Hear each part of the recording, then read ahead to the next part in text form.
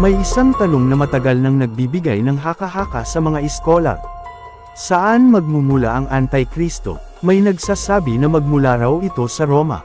Ang iba naman ay nagsasabi na magmula ito sa mundo ng Islam. Ngunit paano kung itinuturo ng kasulatan ang isang lugar na walang naglalakas loob na tingnan, hindi sa labas ng Israel, kundi sa loob nito?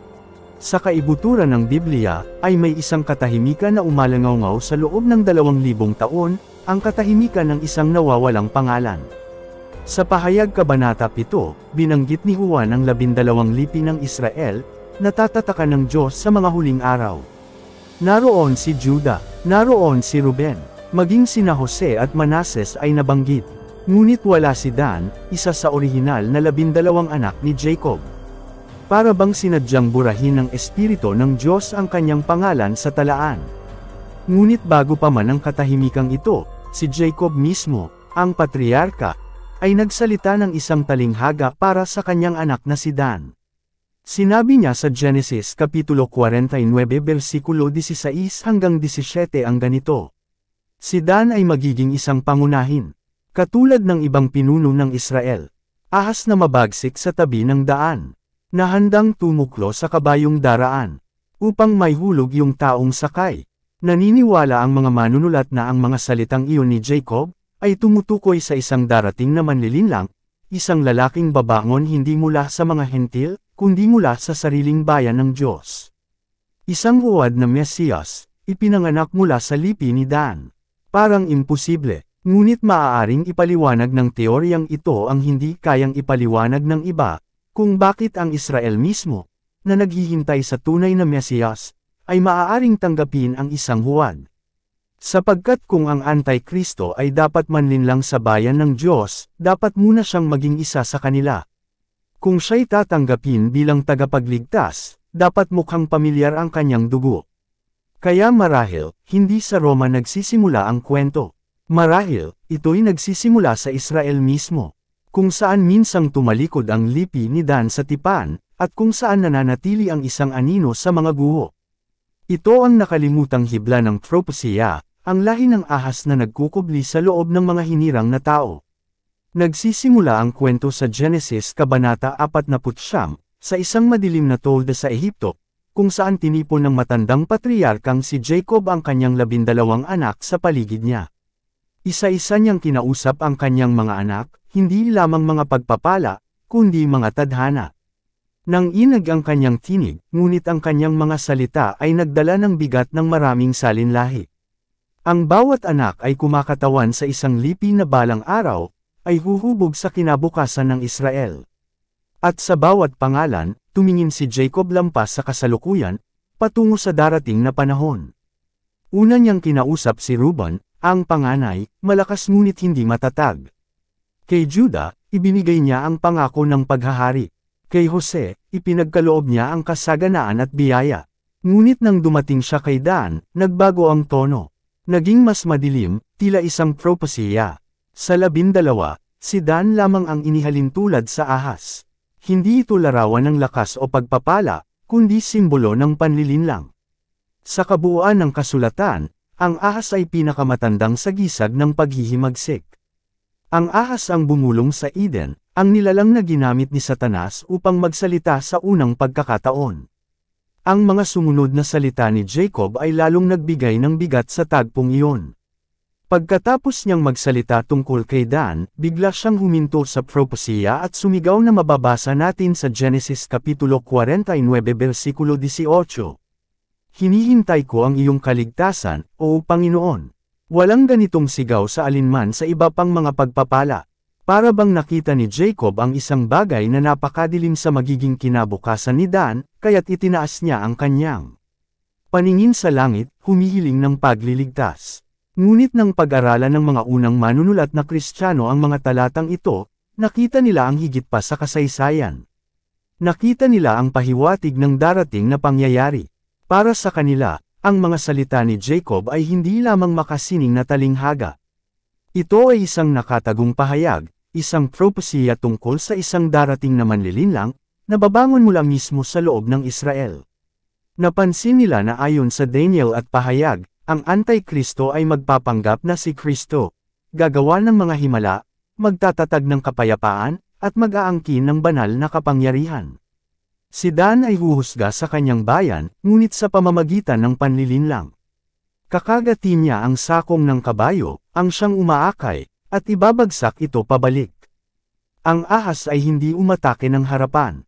Ito'y nagtatago sa landas, naghihintay ng tamang sandali upang manakit. Isang lahing minsang pinagpala, ngayon ay nadungisan. Isang anak ng Israel, ngunit alipin ng paghihimagsik.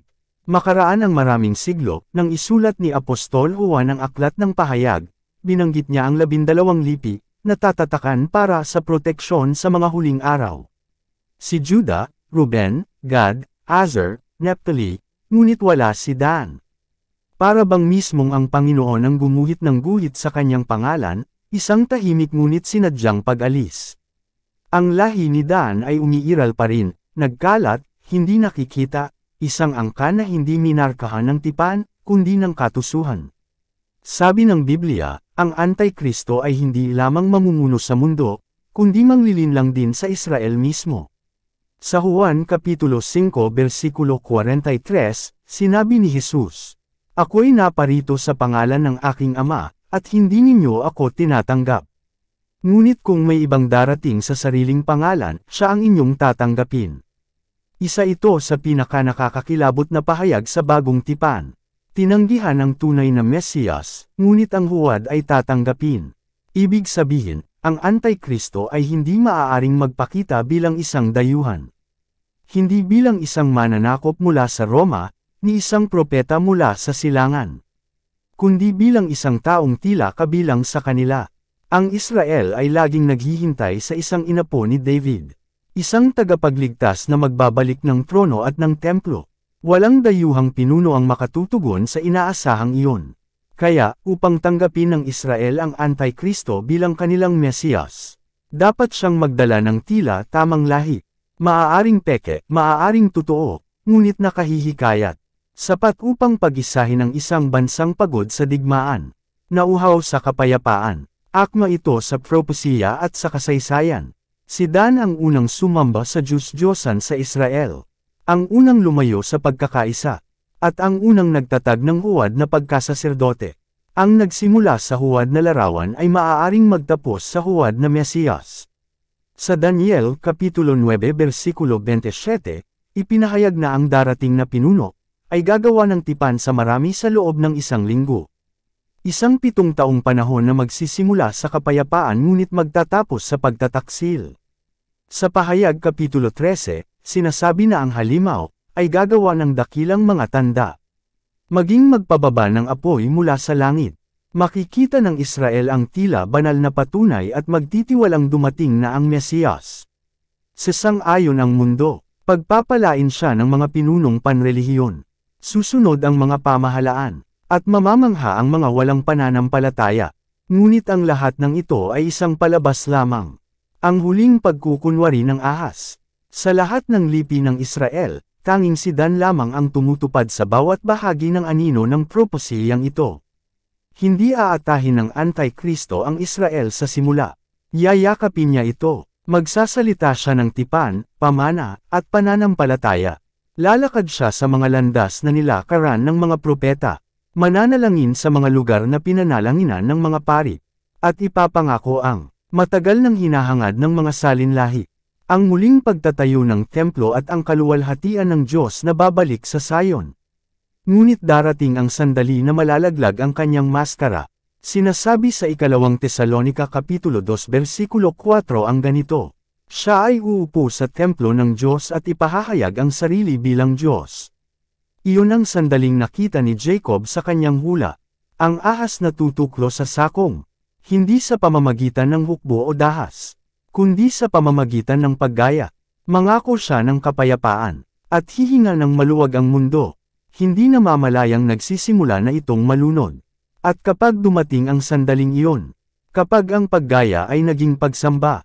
Sinasabi ng kasulatan na mababasag ang katahimikan. Sapagkat ang anino ni Dan ay simula lamang ng mas dakilang pahayag na darating. Ang kwento ni Dan ay hindi nagtapos sa lumang tipan. Ito'y nananatili, parang alulong o alingaw-ngaw na hindi tuluyang nawawala. Nang isulat ni Juan ang talaan ng mga lipi sa Pahayag Kabanata 7. Maaaring akalain ng ilan na nakaligtaan lamang niya si Dan. Tinanggal ng Diyos ang pangalan ni Dan sa tatak.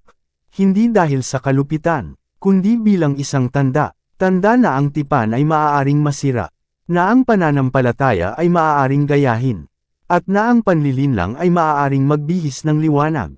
Sabi sa 2 Korinto Kapitulo 11 versikulo 14, si Satanas man ay nag-aanyong anghel ng liwanag. Gayon din ang gagawin ng Antikristo. Magkakaroon siya ng anyong banal.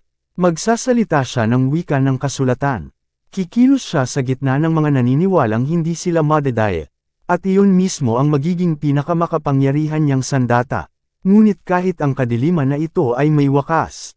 Sapagkat bawat propesiya ng panlilinlang ay may kasamang propesiya ng pagliligtas.